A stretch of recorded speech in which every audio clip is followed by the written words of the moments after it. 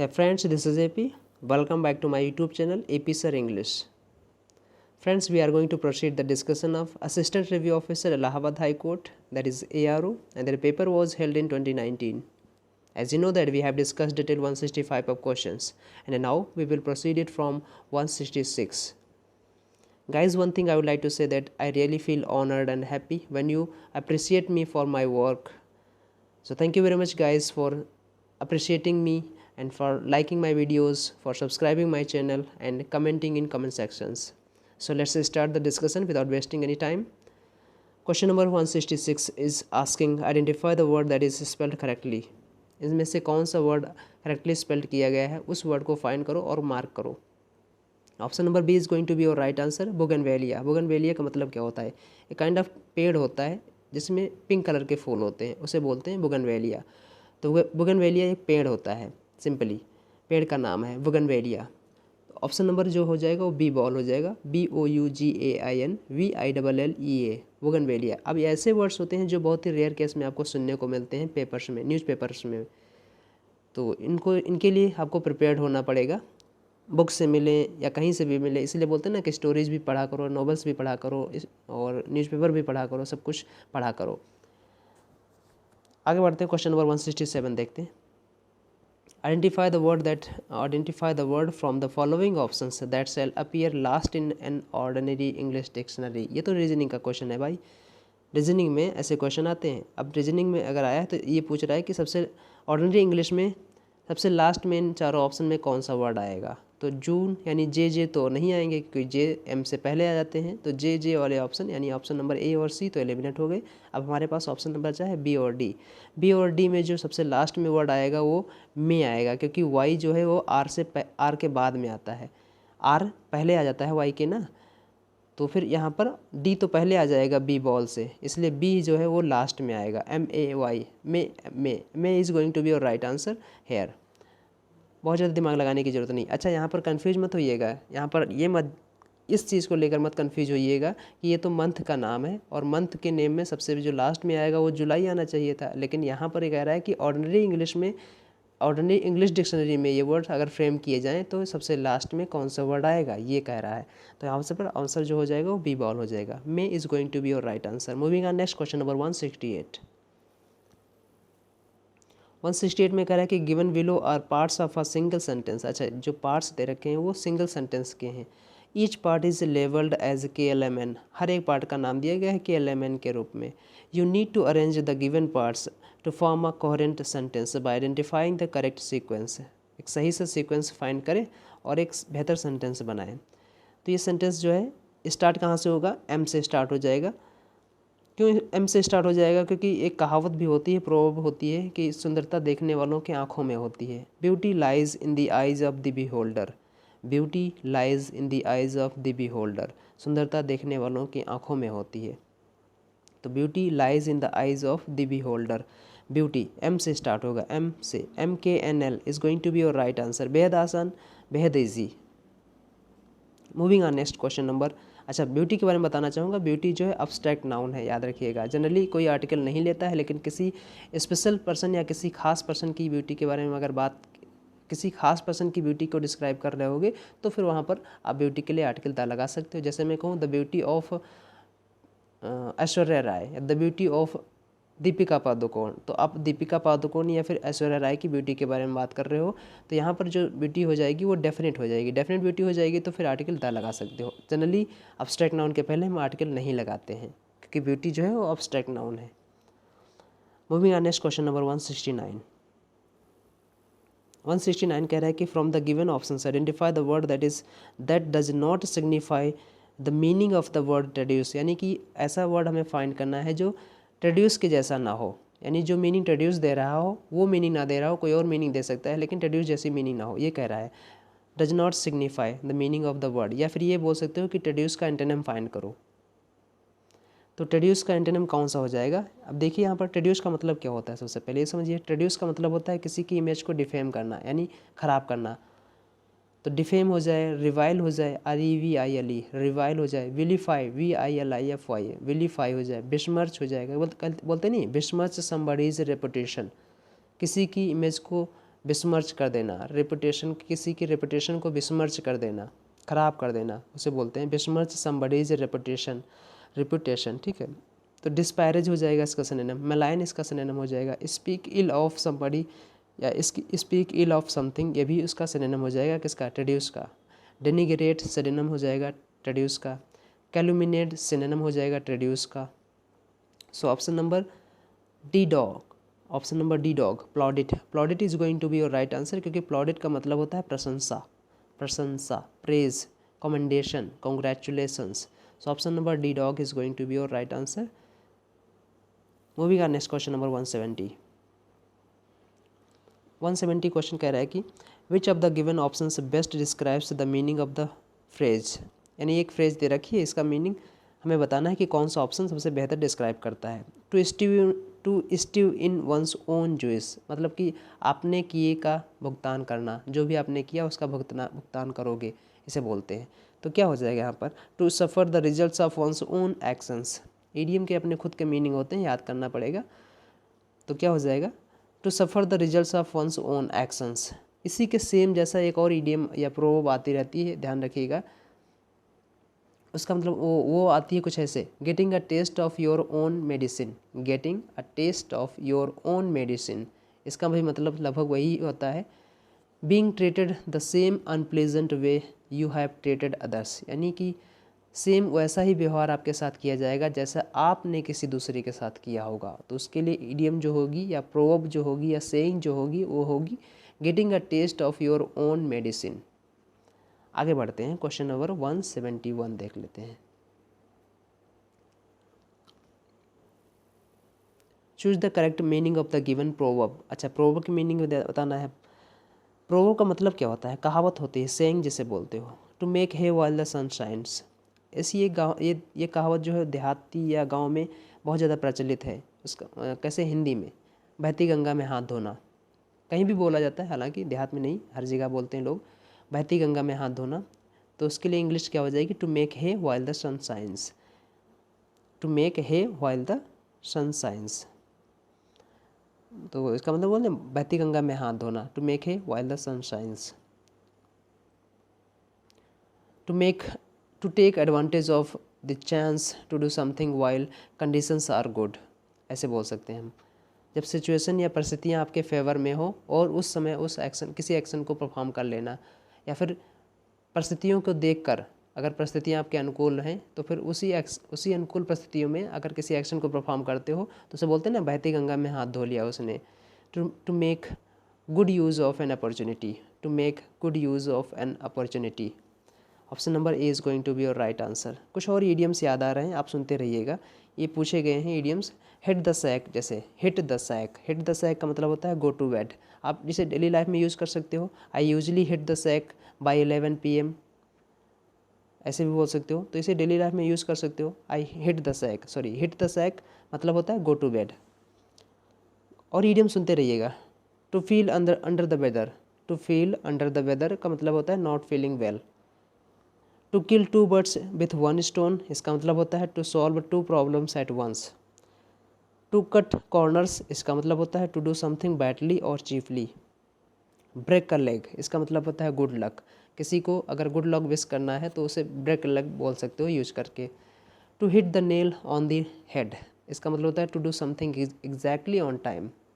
A blessing in disguise, इसका मतलब होता है एंड मिस फॉर्चून, इसको हिंदी में समझाते हैं, कोई ऐसी मिस फॉर्चून जो आपको लगती है हमारे लिए गलत होगी लेकिन उसका जो रिजल्ट आएगा वो बहुत ही पॉजिटिव और आपके लिए अच्छा हो, लाभकारी हो, लाभदायक हो, उसे बोलते हैं अ blessing in disguise. And miss Fortune that eventually results in something good happening later on. Call it a day का मतलब क्या होता है, स्टॉप वर्किंग ऑन समथिंग, जैसे मैं बोलूँ let's call it a day, तो इसका मतलब क्या हो जाएगा, चलो काम को समाप्त करते हैं, let's call it a day, काम को समाप्त करते हैं। Getting a taste of your own medicine, इससे तो मैंने बता ही दिया, याद आया। एक और ईडियम आती है, giving someone the cold shoulder, giving someone the cold shoulder, इसका मतलब होता है to ignore someone. Giving someone the cold shoulder, इसका मतलब होता है टू इग्नोर समवन। आगे बढ़ते हैं, कुछ और टाइम मिलेगा तो वहाँ पर बताते रहेंगे। क्वेश्चन नंबर 172 देखते हैं।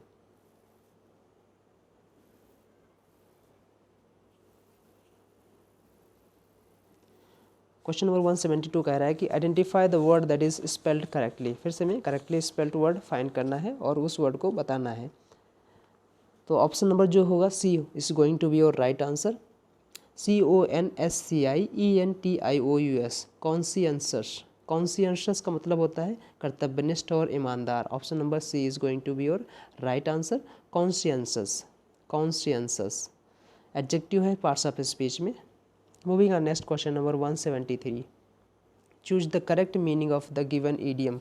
ईडियम की मीनिंग हमें बताना है। Once in a blue moon बोलते हैं ना, ईद का चांद होना। ईद का चांद होना उसी को बोलते हैं once in a blue moon. बहुत ही रेयर केस में मिलना दिखना, इस टाइप से बोलते हैं once in a blue moon. तो क्या हो जाएगा, ईद का चांद होना। Once in a blue moon, ईद का चांद होना, यानी an incident that happens extremely rarely, बहुत ही रेयर केस में कोई इंसिडेंट हो तो उसे बोलते हैं once in a blue moon. और भी ईडियम्स अगर हैं इसके लिए मून को लेकर आते हैं कभी कभी। टू आस्क या cry for the moon. To ask या फिर क्राई, आस्क या क्राई कोई इनमें से कोई वर्ड एक आता है। To ask for the moon या फिर to cry for the moon, इसका मतलब होता है to make an unreasonable request, अतार्किक। आगे बढ़ते हैं, क्वेश्चन नंबर 174 देखते हैं। 174 में कह रहा है कि the closest meaning of the word claustrophobia, यानी क्लस्ट्रोफोबिया की सबसे क्लोजेस्ट मीनिंग क्या होगी, ये मीनिंग हमें बताना है कि क्लस्ट्रोफोबिया किसको बोलते हैं। तो क्लस्ट्रोफोबिया जो बोलते हैं फियर ऑफ क्लोज्ड स्पेस बोलते हैं। फियर ऑफ क्लोज्ड स्पेस या फिर फियर ऑफ इनक्लोज्ड स्पेस, जैसे कि लिफ्ट में हो जाए या फिर कहीं बंद कमरे में हो जाए, उसमें जो डर लगता है उसे बोलते हैं क्लस्ट्रोफोबिया। फोबिया मीन्स होता है डर, क्लस्ट्रो मीन्स होता है बंद स्थान। क्लस्ट्रोफोबिया मतलब कि fair of a closed space. बाकी वर्ड्स देख लेते हैं। Fair of clouds, fair of clouds का मतलब क्या होता है, सॉरी फेयर ऑफ क्लाउड्स, इसके लिए वन वर्ड क्या होगा, फियर ऑफ क्लाउड्स, इसके लिए वन वर्ड क्या हो जाएगा, नीफोफोबिया हो जाएगा। नीफोफोबिया, NEPHOPHOBIA। अगर आप नोट कर रहे हो तो बिल्कुल नोट कर लें। फियर ऑफ क्लाउड्स का मतलब होता है नीफोफोबिया, यानी वन वर्ड में अगर पूछा जाए फियर ऑफ क्लाउड के लिए वन वर्ड क्या होगा तो नीफोफोबिया होगा। नीफोफोबिया, NEPHOPHOBIA, नीफोफोबिया। फोबिया मीन्स होता है डर, फियर। और ऑप्शन देख लेते हैं। फियर ऑफ क्लाउन्स, ये पूछा गया है स्टेनो में, स्टेनो में पूछा गया है इससे पहले, या सीजीएल में पूछा गया है, किसी में पूछा गया है। फियर ऑफ क्लाउन्स को क्या बोलते हैं, फियर ऑफ क्लाउन्स को बोलते हैं क्लोरोफोबिया। क्लोरोफोबिया बोलते हैं फियर ऑफ क्लाउन्स। क्लाउन्स क्या मतलब, जोकर जो होते हैं रंग बिरंगे टाइप के पहने होते हैं कपड़े, उसे बोलते हैं फेयर ऑफ क्लाउन्स, यानी क्लाउन सॉरी। तो फेयर ऑफ क्लाउन्स के लिए क्लोरोफोबिया। क्लोरोफोबिया की स्पेलिंग क्या हो जाएगी, COULRO, COULROPHOBIA, coulrophobia. Fear of nothing, कुछ भी ना हो उसके लिए डर लगा हो रहना, फेयर ऑफ नथिंग, उसके क्या बोलेंगे, फेयर ऑफ नथिंग के लिए क्या बोलेंगे, ओडेनोफोबिया। ओडेनोफोबिया स्पेलिंग OUDENOPHOBIA, ओडेनोफोबिया या फिर नीलोफोबिया, NILOPHOBIA, दोनों होते हैं इसके लिए। फेयर ऑफ नथिंग के लिए ओडेनोफोबिया या फिर नीलोफोबिया। फेयर ऑफ स्ट्रेंजर आ जाए, फेयर ऑफ अननोन आ जाए, इसके लिए क्या बोलते हैं तो जीनोफोबिया, आपने सुना होगा। फेयर ऑफ स्ट्रेंजर या फिर अननोन, अजनबियों से डर लगना या अननोन से डर लगना, उसके लिए बोलते हैं जीनोफोबिया। XENOPHOBIA, xenophobia. शादी से डर लगना क्या बोलेंगे, gamophobia. Gamophobia, fair of being married और कमिटमेंट, गेमोफोबिया। Gamophobia GAMOPHOBIA। चलिए आगे बढ़ते हैं, टाइम मिलेगा और आगे बताएंगे। क्वेश्चन नंबर 175 देखते हैं। Complete the given sentence using the appropriate pronoun from the following options. This is the boy dash scored the highest marks. अब हमें देखना है कि यहाँ पर दिस इज़ द बॉय एक सेंटेंस हो गया, आगे लिखा है स्कोर्ड द हाईएस्ट मार्क्स, ये एक सेंटेंस हो जाएगा। इन दो सेंटेंस को हमें ज्वाइन करना है और इस स्कोर्ड वर्ब के लिए एक सब्जेक्ट भी फाइंड करना है। तो हमें आपको पता है कि ना कि जो रिलेटिव प्रोनाउन होते हैं वो अपने आप में सब्जेक्ट बनने या ऑब्जेक्ट बनने का भी काम करते हैं और कंजंक्शन बनने का भी काम करते हैं, यानी वो सेंटेंस को जोड़ते भी हैं और साथ में सब्जेक्ट या ऑब्जेक्ट का काम भी निभाते हैं। तो हमें यहाँ पर देखना है कि स्कोर्ड यहाँ पर वर्ब है, तो इसके लिए हमें एक सब्जेक्ट चाहिए। अब सब्जेक्ट का फॉर्म जो काम करेगा वो पर्सन के लिए वो हु और हुज वो भी दोनों कर सकते हैं, लेकिन हुज यहाँ पर नहीं होगा, यहाँ पर यूज होगा हु। रिलेटिव प्रोनाउन के रूप में जो काम करेगा वो हु करेगा। हु WHO जो सब्जेक्ट के रूप में काम करता है। तो this is the boy who scored the highest marks. This is the boy who scored the highest mark. ये वही लड़का है जिसने सबसे ज़्यादा मार्क्स स्कोर किए हैं। ये वही लड़का है जिसने सबसे ज़्यादा मार्क्स स्कोर किए हैं। तो आपको सब्जेक्ट के रूप में और साथ ही साथ कंजंक्शन के रूप में एक ऐसा वर्ड चाहिए जो दोनों काम कर सके, और दोनों काम कर सकने के लिए यहाँ पर रिलेटिव प्रोनाउन के रूप में काम करेगा WHO who. Moving on next question number 177। 177 कह रहा है कि which of the given words describes Yashpal's state most appropriately. अच्छा यशपाल यहाँ पर अच्छा बात की जा रही है यशपाल के बारे में। I am feeling under the weather, अभी आपने बताया है under the weather. Feeling under the weather का मतलब होता है फीलिंग इल, मतलब बीमार महसूस करना अपने आप को या बीमार होना, उसे बोलते हैं फीलिंग अंडर द वेदर। तो I am feeling under the weather today said Yashpal. Yashpal ने कहा आज मैं फीलिंग अंडर द वेदर हूँ, यानी कि मैं बीमार हूँ। तो क्या हो जाएगा? Option number D is going to be your right answer, illness. अभी मैंने इससे पहले चर्चा की है इसके बारे में। क्वेश्चन नंबर 178 देखते हैं। Choose the option that can not be made by using the letters of the given word. ये तो रीजनिंग का है सीधे। ऐसे क्वेश्चन जो है वो रीजनिंग में आते हैं, लेकिन इंग्लिश में दे दिया गया है। क्या होगा भी पता करिए। क्रोमेटोग्राफी, क्रोमेटोग्राफी से हमारा कौन सा वर्ड नहीं बनेगा? अब आप देखिएगा क्रोमेटोग्राफी से कौन सा वर्ड नहीं बनेगा, बताइएगा ज़रा।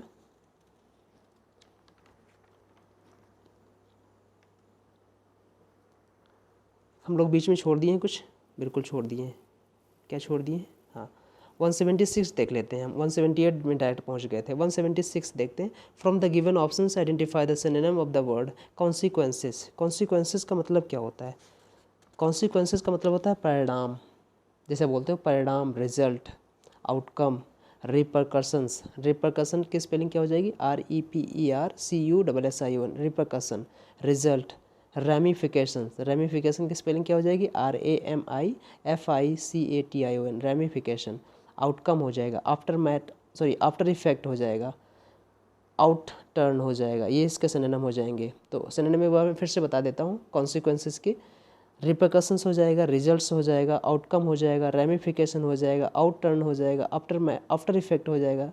ये सारे के सारे इसके सिनोनिम हो जाएंगे कॉन्सिक्वेंसेस के।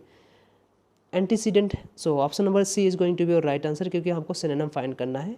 कॉन्सिक्वेंसेस का मतलब होता है रिजल्ट, परिणाम। Result is going to be your right answer. Option number A जो दे रखा है एंटीसीडेंट, इसका मतलब क्या होता है? एंटीसीडेंट का मतलब होता है पूर्ववर्ती। पूर्ववर्ती से मतलब एंटीसीडेंट जैसे प्रोनाउन यूज किए जाते हैं, रिलेटिव प्रोनाउन एंटीसीडेंट, ऐसे ही पूर्ववर्ती, पूर्ववर्ती, पहले वाला एंटीसीडेंट। ऑप्शन नंबर बी में जो दे रखा है परसेप्शंस। परसेप्शन का मतलब होता है धारणा, धारणा। डिसर्नमेंट जैसे बोलते हो, discernment, DISCERNMENT, discernment. Understanding, observation, conception, estimation, interpretation, grasp, sagacity, sapience, ये सारे के सारे सिनोनिम हो जाएंगे किसके? परसेप्शंस के। एप्लीकेशंस समझते ही आगे बढ़ते हैं। Question number 177। 177 हम लोगों ने देख लिया। फीलिंग अंडर द वेदर हो जाएगा, उसका लिए क्या हो जाएगा? इलनेस हो जाएगा। ऑप्शन नंबर, क्वेश्चन बढ़ते हैं 178 में। Moving on, question number 178। Choose the option that can not be made by using the letters of the given word. अब आते हैं यहाँ पर, ये कह रहा है कि इनमें से कौन सा ऐसा वर्ड है जो दिया गया वर्ड है क्या दिया रखा है? क्रोमेटोग्राफी। क्रोमेटोग्राफी का मतलब क्या होता है? सबसे पहले ये बताएं, क्रोमेटोग्राफी का मतलब क्या होता है? What do you mean by chromatography? Chromatography का मतलब होता है लैब में मिक्सचर को सेपरेट करने की टेक्निक होती है। लैब यानी लेबोरेटरी में मिक्सचर को सेपरेट करने की टेक्निक होती है, उसे बोलते हैं क्रोमेटोग्राफी। तो क्रोमेटोग्राफी से कौन सा वर्ड नहीं बन सकता? ये तो रीजनिंग का है, बताइए कि कौन सा? कैरेट बन सकता है, ग्राफ बन सकता है, ग्राम बन सकता है, लेकिन क्रोम नहीं बन सकता है। क्रोम क्यों नहीं बन सकता है? क्योंकि क्रोमेटोग्राफी में कहीं भी ई वर्ड नहीं आया है और क्रोम में ई वर्ड दे रखा है, इसलिए Chrome can not be made from chromatography. Moving on, next question number 179।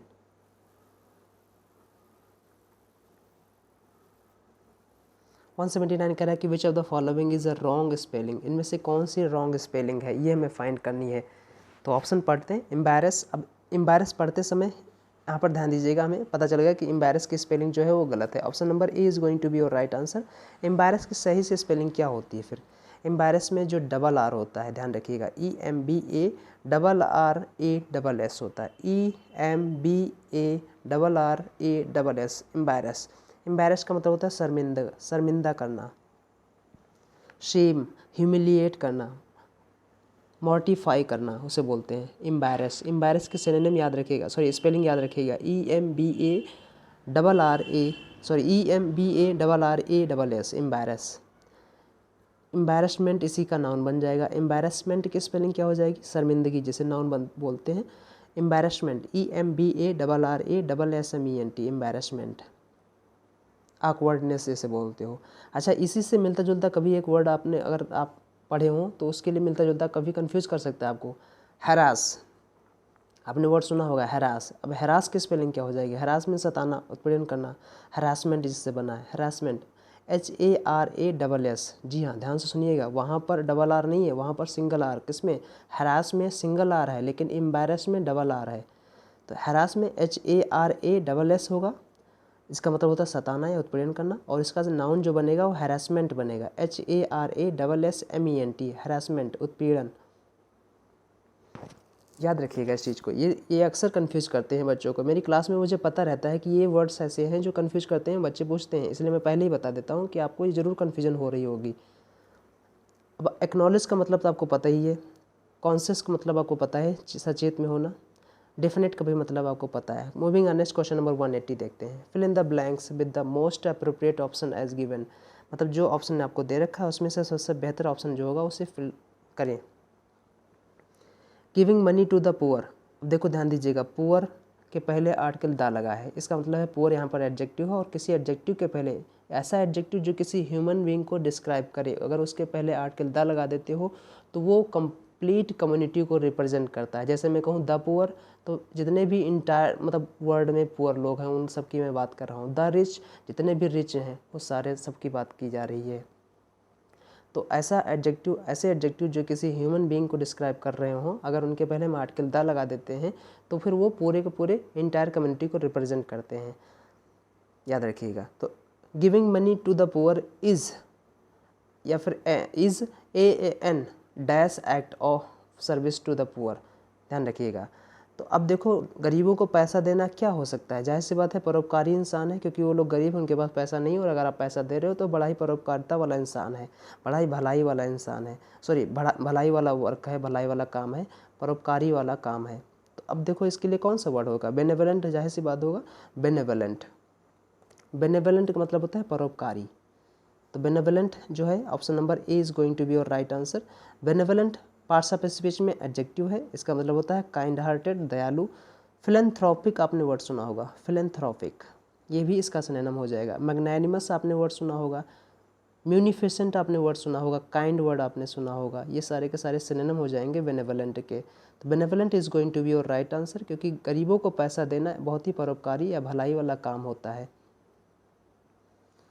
तो benevolent is going to be your right answer. B ball जो है बिम्यूज्ड, बिम्यूज्ड का मतलब होता है पजल्ड, कन्फ्यूज्ड, बिविल्डर्ड। तो पजल्ड वाला कोई ऐसा एक्ट नहीं है।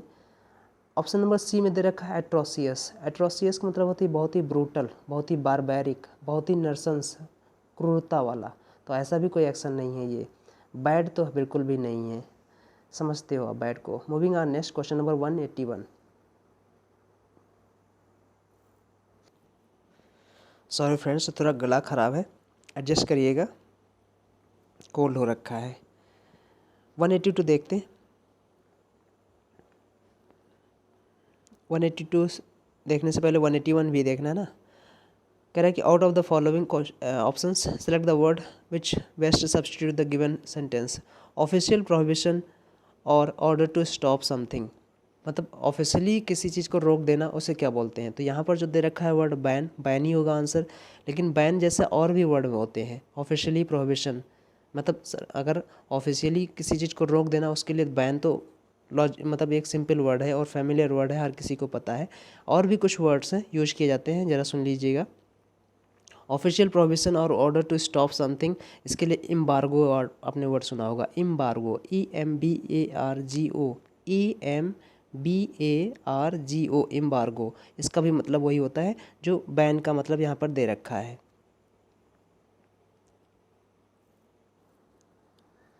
तो एम्बार्गो का भी मतलब वही होता है, ऑफिशियल प्रोहिबिशन और order to stop something, embargo या फिर बैन। एक और वर्ड आता है कभी कभी, जैसे मैं इस सेंटेंस को एम्बार्गो को अगर यूज करना चाहूँ तो कैसे यूज करूँगा, there is a complete embargo on using mobile phone in the class, ऐसे भी यूज़ कर सकते हो। एक और वर्ड आपने सुना होगा, मोराटोरियम। वन वर्ड में कई बार पूछा गया है, याद रखिएगा, मोराटोरियम। मोराटोरियम के भी मतलब वही होता है, a temporary prohibition of an activity, किसी एक्टिविटी का बहुत ही शॉर्ट टर्म के लिए प्रोहिबिशन, रोक देना। प्रोहिबिशन मतलब रोक देना, किसी शॉर्ट मतलब थोड़े समय के लिए किसी एक्शन को रोक देना, उसे बोलते हैं मोराटोरियम। मोराटोरियम, MORATORIUM, मोराटोरियम, ये हो जाएगा। तो option number A is going to be your right answer 181 का। बेन का मतलब क्या होता है, BANE, बेन का मतलब होता है कर्स, अभिशाप जिसे बोलते हो, नाइटमेयर जैसे बोल सकते हो, रुइन बोल सकते हो, मेनस बोल सकते हो, स्कर्ज बोल सकते हो, कर्स बोल सकते हो, रुइन बोल सकते हो, बेन बोल सकते हो। तो बेन, रुइन, कर्स, ये आपके एक दूसरे के सिनोनिम्स हैं। Option number A is going to be your right answer of question number 181। Friends आज यहीं रखते हैं, थोड़ा सा गला ख़राब है, बार बार खांसी आ रही है, आज यहीं रखते हैं, आगे बनाएंगे नेक्स्ट वीडियो में 182 से। वीडियो को देखा करिए और सब्सक्राइब किए, अगर आपने सब्सक्राइब नहीं किया है तो ज़रूर सब्सक्राइब कर लीजिए, वीडियो को लाइक किया करें, अगर आपको पसंद आ रहा है तो दूसरे लोगों तक भी पहुंचाएं वीडियो को। थैंक यू गाइस, मिलते हैं नेक्स्ट वीडियो में, तब तक अपना ध्यान रखिएगा। मौसम चेंज हो रहा है, कोल्ड हो रखा है मुझे भी, तो बहुत से लोगों को भी हो रखा होगा, अपना ध्यान रखिएगा। मिलते हैं नेक्स्ट वीडियो में। जय हिंद दोस्तों।